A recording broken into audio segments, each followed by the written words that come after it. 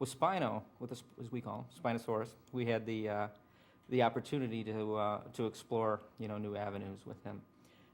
It was fun in that anytime you get a new character like that, you take a look at the character and you do all the studies of form follows function. Where can we take this guy? He sort of reminded us kind of a crocodile. He's got the longer snout, the longer neck. And Joe always said Spino's not real bright. He's not as smart as T-Rex. He's kind of a big dumb oaf.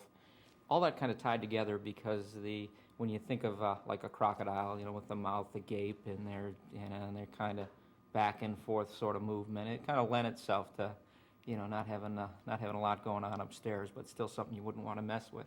With the raptors, they since they don't have eyebrows, they can't, their gums aren't mobile. They're very crocodilian in that regard. The skin is very tight to the bone. There's not a lot to work with in terms of expression.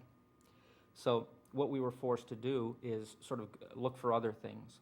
And what we found was that little, like when you watch birds and they just do that little, that little head move that they'll do.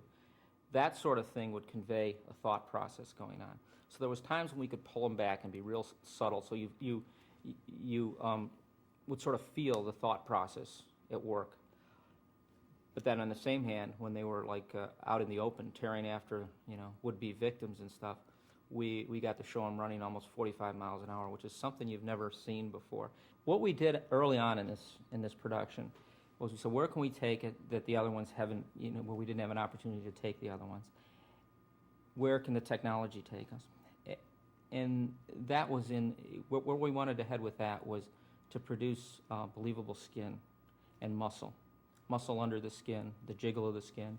There was ways we did it in the other one, but in the other films, but it was pretty painful. We wanted it to be a process that was dynamic. In other words, if a leg slammed down, we wanted to see stuff jiggle the way it would and have it happen from dynamic forces that they can generate within the computer.